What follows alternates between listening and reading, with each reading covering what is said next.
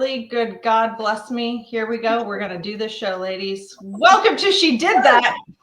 I did that not in a positive way. This is a podcast that celebrates women shaping the promotional products industry, one bold idea, one fearless leap, and one inspiring story at a time. I'm Emily Codner, here with my fabulous co-host, Amelia Model. In every episode, we are going to be chatting with trailblazers, innovators, and everyday boss babes who are making big waves in our space. One product, one pitch, one bold move at a time. And today's guest, I was so excited. I couldn't even let her wait in the waiting room. I had to just bring her back on.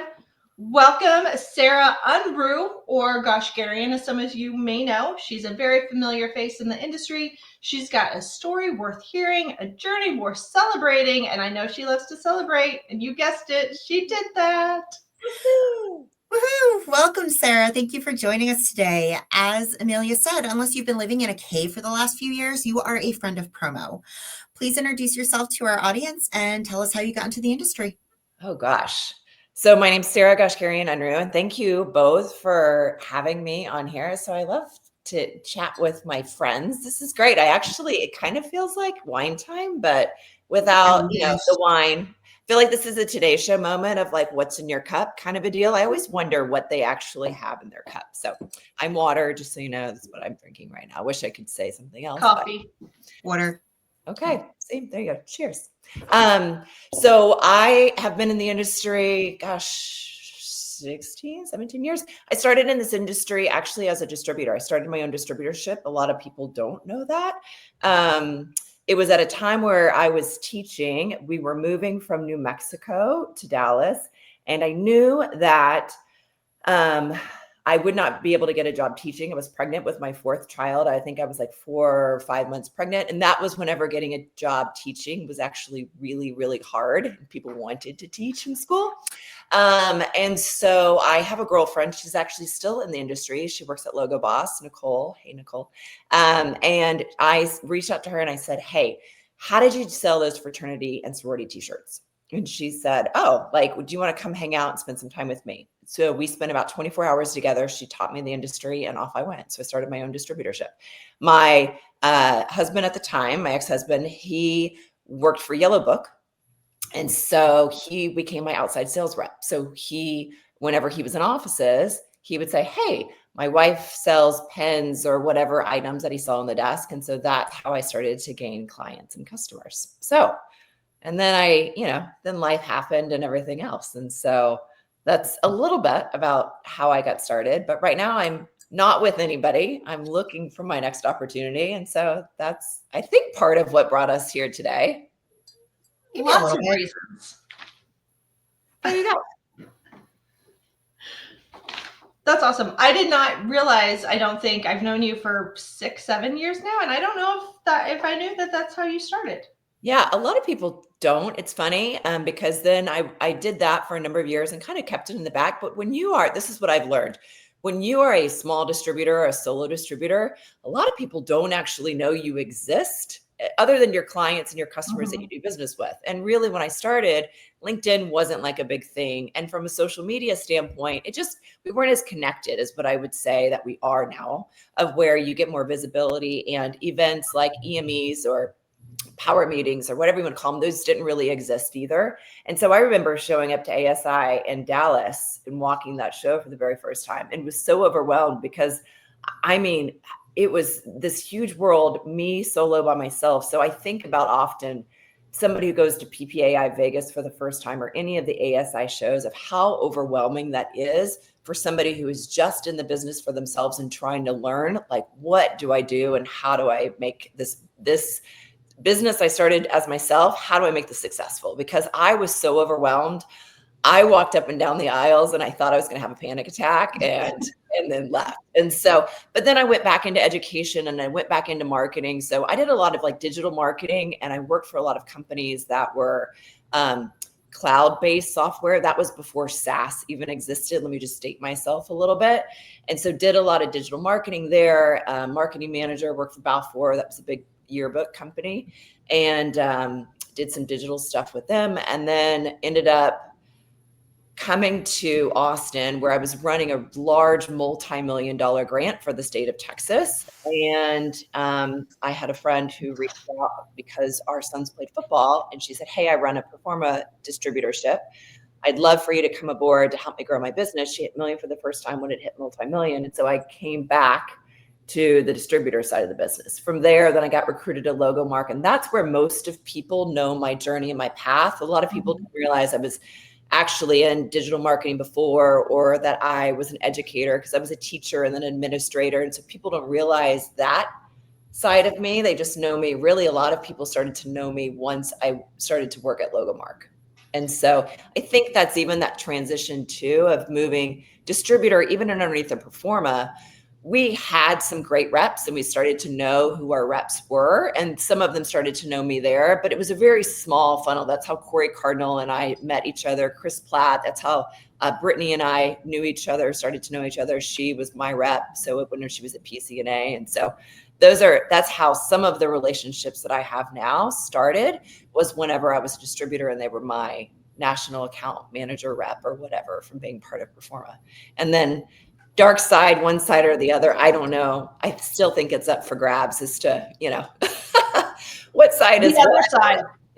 Whatever side you are, the other side is the dark side. I agree. I agree. Each side has their own problems and issues.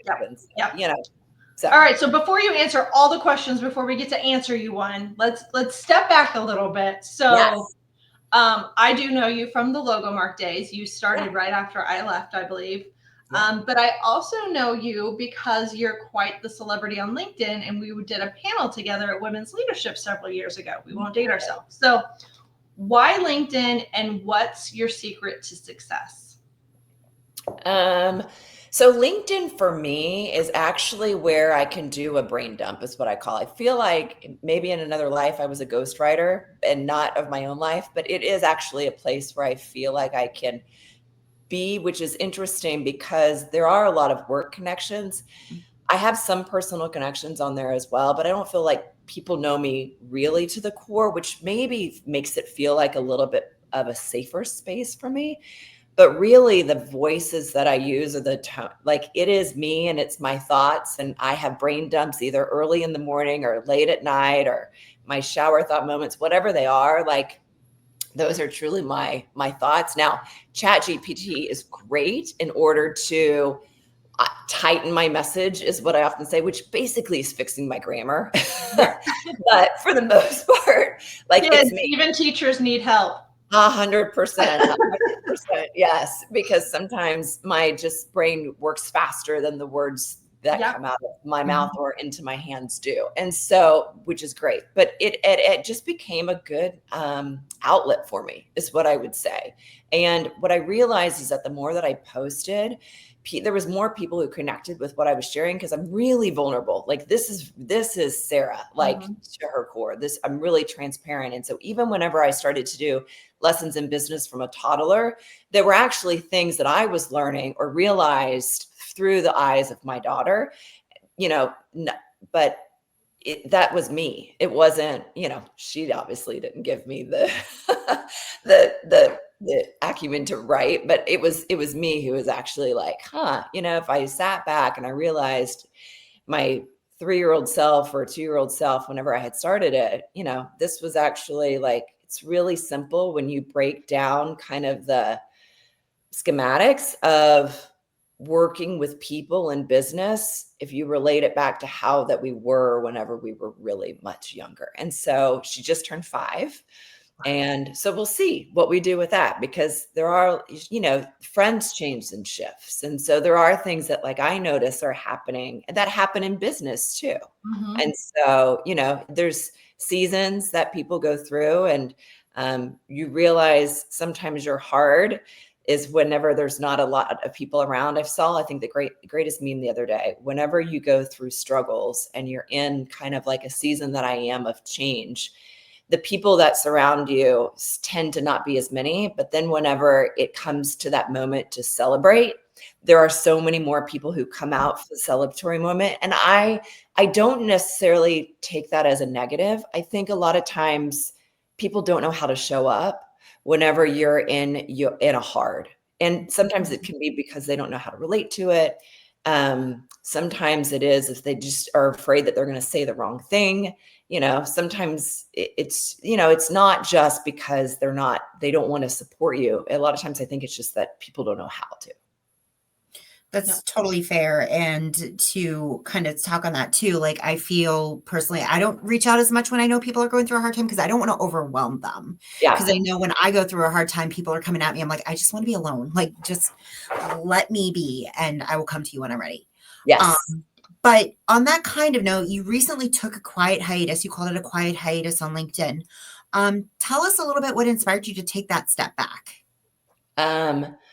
I don't know that I was inspired to take this step back or if it was that I took a risk. And when I took this risk from a really steady state of where I was from a career standpoint, I had an opportunity that came to me that was exciting, and I was really looking forward to it.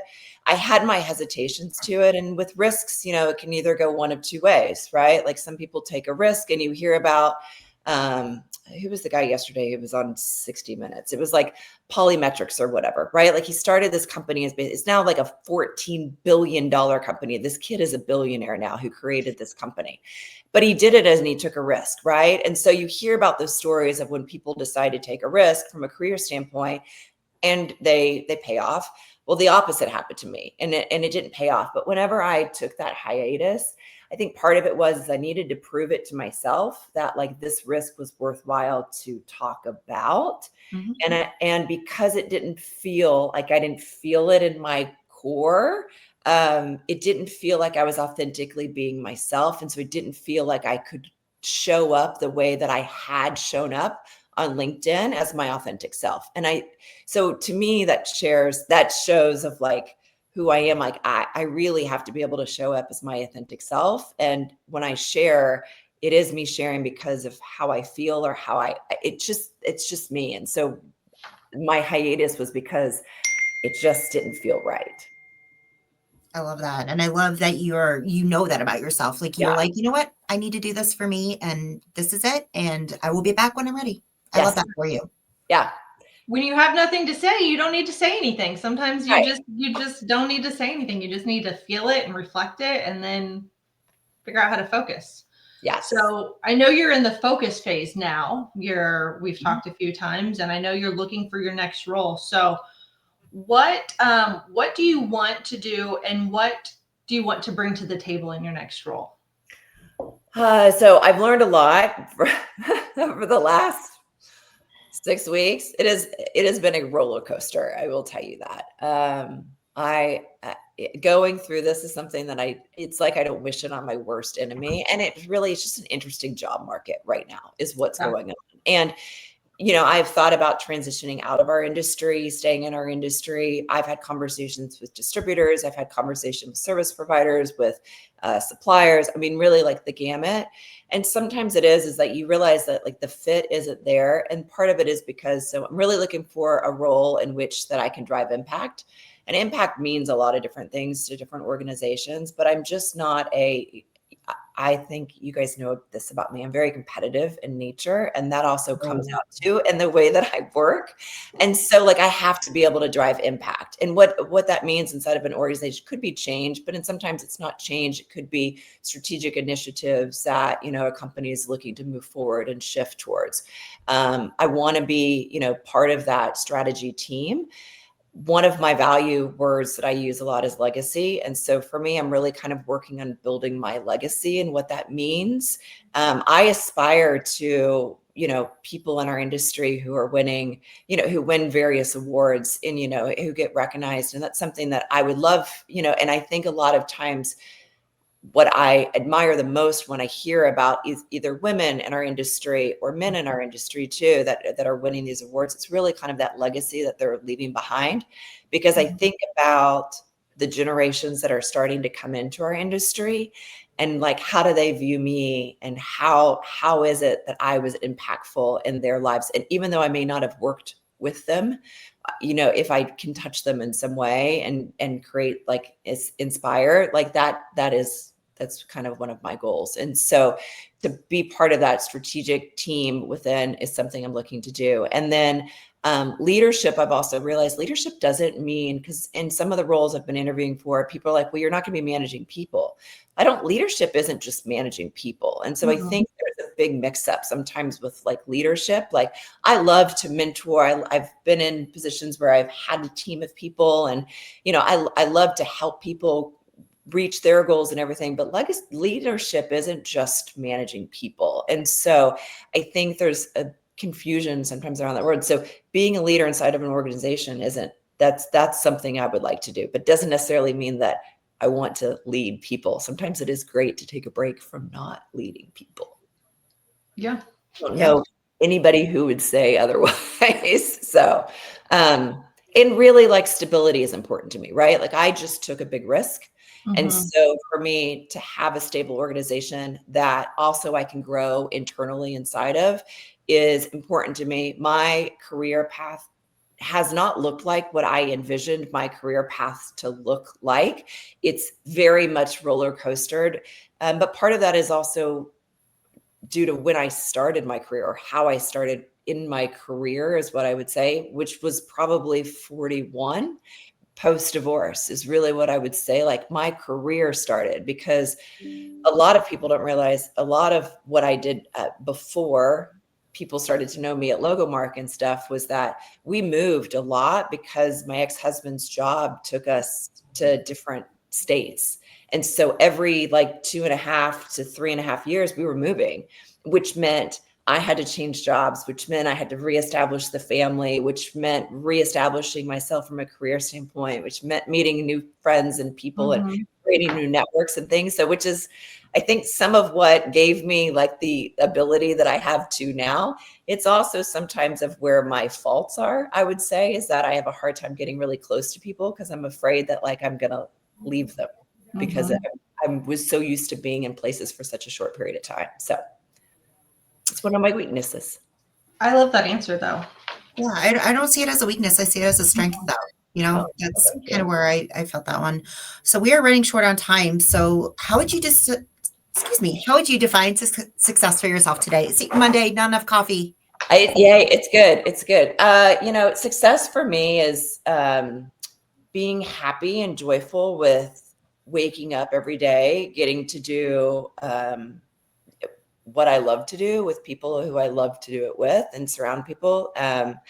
I just really like, so one of the things I've been working on, so I bought a Card My Yard franchise. Nobody knows that. It hasn't been on LinkedIn yet. It's coming.